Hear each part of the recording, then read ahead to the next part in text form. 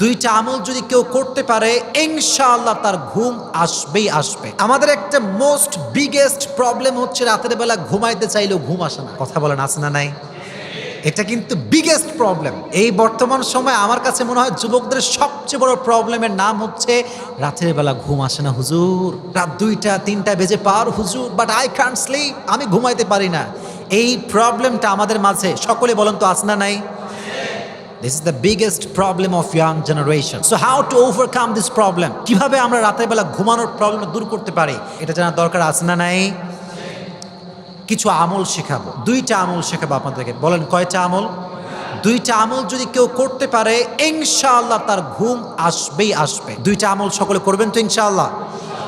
আপনাকে আগে জাস্টিফাই করতে হবে যে what is the reason of insomnia. রাতের যে অনিদ্রা এটাকে বলা হয় ইনসোমনিয়া। আমেরিকান প্রনাউন্সিয়েশন এটাকে বলা হয় ইনসোমনিয়া, অনিদ্রার প্রবলেম। আমাদের অনেকের এরকম আমরা আছি, রাতের বেলা আমরা বিছানায় শুয়েছি, কি হইল, ঘুম আসে না। 1 ঘন্টা পার হয়ে যায়, 2 ঘন্টা পার হয়ে যায়, ঘুম আসে না। এরকম প্রিয় ভাইরা কথা বলুন তো, হয় কি হয় না? হয়। এর অনেকগুলো কারণ হতে পারে, কিন্তু আমি জাস্ট আপনাকে 3টা কারণ বলবো। বলেন কয়টা কারণ? রাতে ঘুম আসে না মোট 3 কারণে। 1 নাম্বার কারণ, অনেকগুলো কারণ হতে পারে, আমি জাস্ট আমার অবজারভেশন থেকে 3টা বলছি। 1 নাম্বার কারণ হচ্ছে আমরা দিনের বেলা খালি মরার মতো ঘুমাই। এরকম লোক আছে না নাই? সকালেও ঘুমায়, দুপুরের পরেও ঘুমায়, কিছু কিছু লোক মাগরিব পরেও ঘুমায়। এরকম মগা লোক বাংলাদেশে আছে না নাই? খালি সারাদিন ঘুমায়। সারাদিন ঘুমাইছে তো ওর তো ঘুমের আর প্রয়োজনই নাই।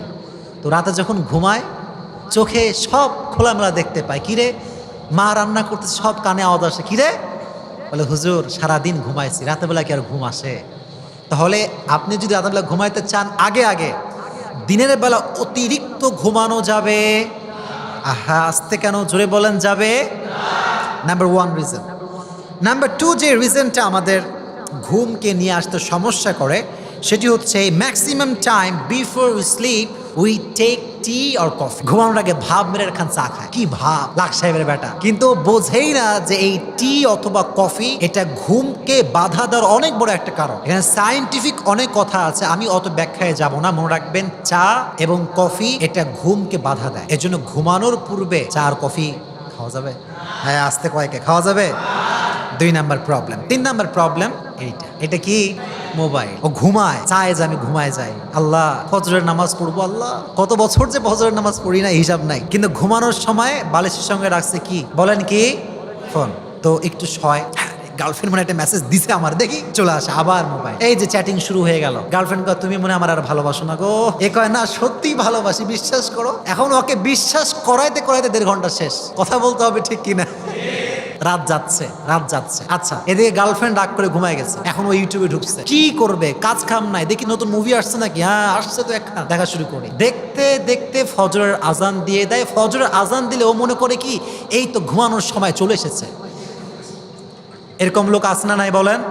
আছে। এই জন্য প্রিয় ভাইয়েরা, যখন আপনি ঘুমাচ্ছেন, ঘুমানোর সময় অ্যান্ড্রয়েড কোনো ডিভাইস আপনার চতুর্সীমানার কোথাও অ্যান্ড্রয়েড ডিভাইস থাকতে পারবে, থাকলে আপনার ঘুমের সমস্যা হবে। তাহলে প্রবলেম জানতে পারলাম কয়টা?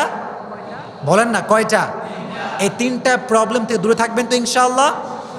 এবার আসেন আমল শেখাই দিই। যায়েদ ইবনে সাবিত রাদিয়াল্লাহু তাআলা আনহু রাসূল করিম সাল্লাল্লাহু আলাইহি ওয়াসাল্লামের কাছে আসলেন, এসে বললেন, ইয়া রাসূলুল্লাহ, ইয়া হাবিবাল্লাহ, রাতের বেলা যখন আমি ঘুমাতে যাই ঘুম আমাকে ধরে না, ঘুম আমার আসে না, আমি কি করতে পারি? রাসূল বললেন, হে যায়েদ, তোমাকে একটা আমল শিখাই দিব, একটা দোয়া শিখাই দিব, দোয়া পাঠ করে তোমার ঘুম দিয়ে দিবে একজন, তিনি কে? এই হাদিসটা যদিও বা জয়ীফ, তবে এটা আপনি আমল করতে পারেন, এই দোয়াটা আপনি পড়তে পারেন।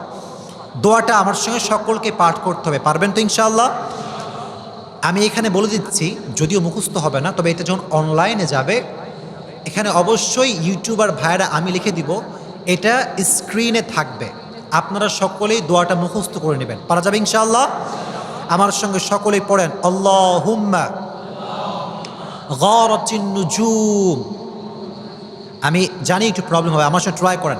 গারাতিন নুজুম ওয়াহাদাআতিল উয়ুন, ইয়া হাইয়ু, এটা তো মুখস্থ, বলেন না ইয়া হাইয়ু ইয়া কাইয়্যুম লা তাখুযুকা সিনাতুন ওয়ালা নাওম ইয়া হাইয়ু ইয়া কাইয়্যুম।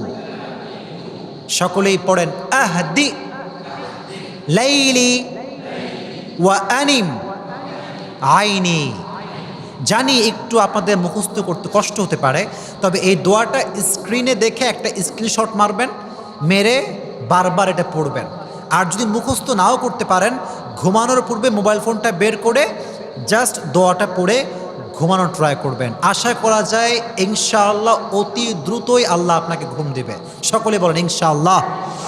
আল্লাহ তুমি আমাদের সবাইকে রাতের বেলা দ্রুত ঘুমাবার তৌফিক দিও। সকলেই পড়েন আমিন। 1 নাম্বার আমল। 2 নাম্বার আমল আপনারা জানতে চান সবাই? হ্যাঁ না কি কয় নাকি? জি, জোরে বলতে হবে না? আচ্ছা, আমলটা শিখিয়ে দিচ্ছি। সেটি হচ্ছে যদি আপনি রাতের বেলা আগে আগে ঘুমাইতে চান, ফজরের নামাজটা প্রত্যেক দিন বা জামাত আদায় করবেন। পারা যাবে ইনশাআল্লাহ। এখানে একটা সুন্দর বিষয় লুকায়িত আছে। কেন বলছি এটা? এজন্য বলছি, আপনি ফজরের নামাজ পড়তে পারবেন তখন রাতের বেলা আগে আগে ঘুমাবেন। কথা বলেন, ফজরের নামাজ আপনি বা জামাত আদায় করতে পারবেন তখন রাতের বেলা ঘুমাবেন আগে আগে যখন। এটার সঙ্গে এটা কানেক্টেড। এখন রাতের বেলা আপনি আগে আগে ঘুমাবেন কেমনে, এটা একটা প্রশ্ন। এটা তাহলে আমি আবার ওই সমস্যায় ফিরে যাই। সেই সমস্যাটা কি? ভোরবেলা থেকে নিয়ে একদম রাত 8টা-9টা পর্যন্ত অতিরিক্ত ঘুম আপনি কখনো দিবেন না। পারা যাবে ইনশাআল্লাহ। শোনেন, যদি রাতের বেলা আগে আগে ঘুমাইতে চান, এই যে জোহরের নামাজের পরের যে সময়টা, এই যে আপনি মগলার মতো খাইয়া ভুড়ি মোটা কইরা শেষ, ঘুমাইছে, আসর শেষ, মাগরিব শেষ, ওর 14 গুষি কোনো খবর নাই, এরকম ঘুম আসে না? নাই। এজন্য এটা খুবই ইফেক্টিভ একটা ইস্যু বলছি। আপনাকে অবশ্যই দিনের বেলা অতিরিক্ত ঘুম ত্যাগ করতে হবে। পারা যাবে ইনশাআল্লাহ। আমি নিজে আপনাকে পরীক্ষিত আমল বলছি। আপনার দিনে যখন ঘুম কম হবে, বিশ্বাস করেন, ট্রাস্ট মি, বিলিভ মি, রাতে দেখবেন আপনার ঘুম পাড়ানোর জন্য কোনো দোয়াই লাগবে না। আপনি এমনি টাইট। কথা বলেন ঠিক কিনা? এজন্য ফজরের নামাজটা সকলেই বা জামাত আদায় করবেন তো ইনশাআল্লাহ।